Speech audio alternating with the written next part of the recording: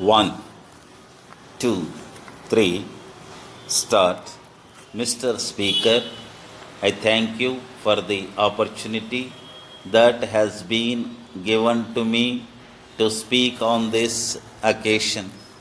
At the outset, I want to point out that it has been agreed by all that self-sufficiency in food is the most important thing in this country as far as we are concerned.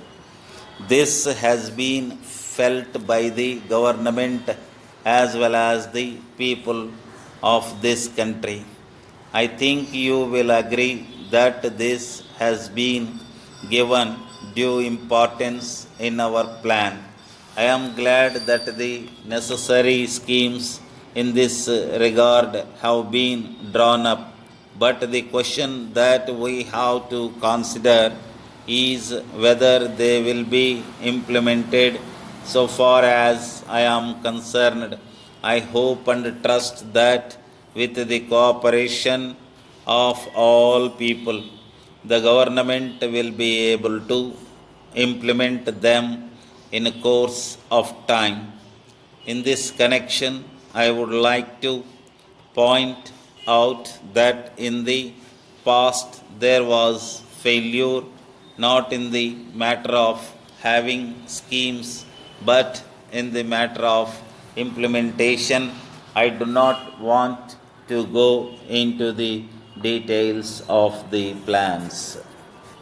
It has been said by an honorable member that a government which cannot give food to the people should not be there.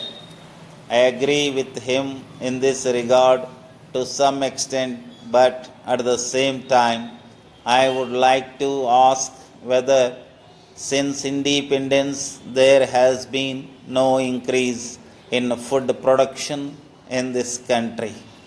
As a matter of fact, we have been able to increase food production very much.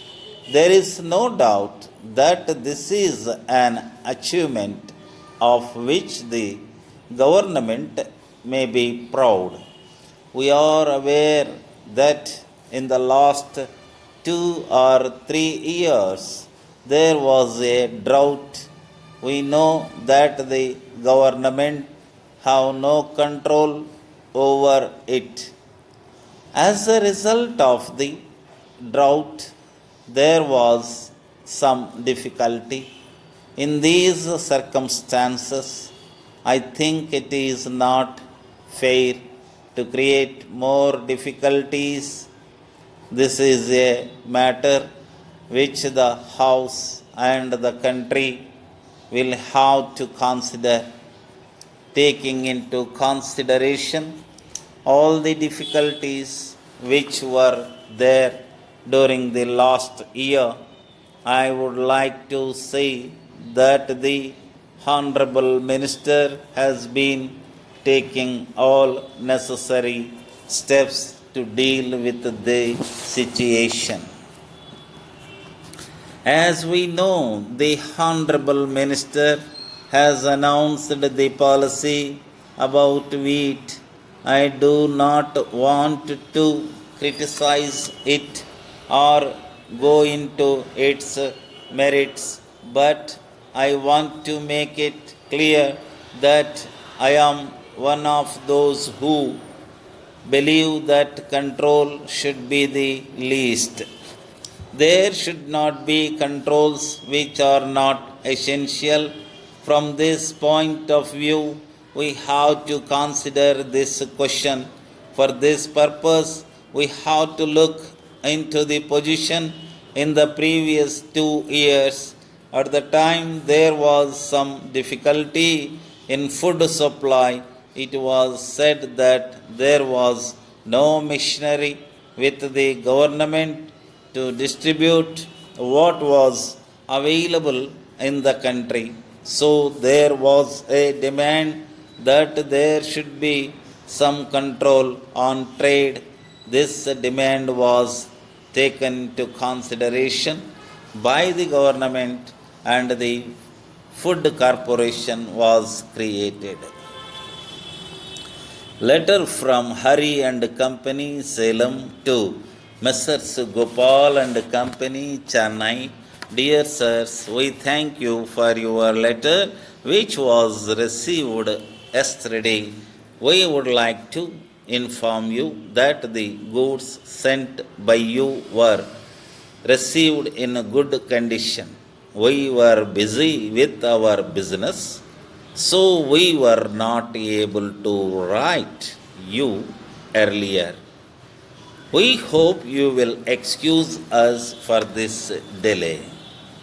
We are glad to inform you that not only we are satisfied with the goods, but our customers also are pleased with the quality. On this account, we think that we will be able to sell the goods in a few days. As we expect that there will be a further demand for these goods, in view of the great progress in the sales, we shall be pleased to place further orders with you. We shall be obliged very much if you can kindly send them to us as soon as you receive our order. We thank you specially on this occasion, as the quality of the goods has helped us to increase the sales and our profits. We trust that you will continue to maintain the good quality in future also. Yours faithfully,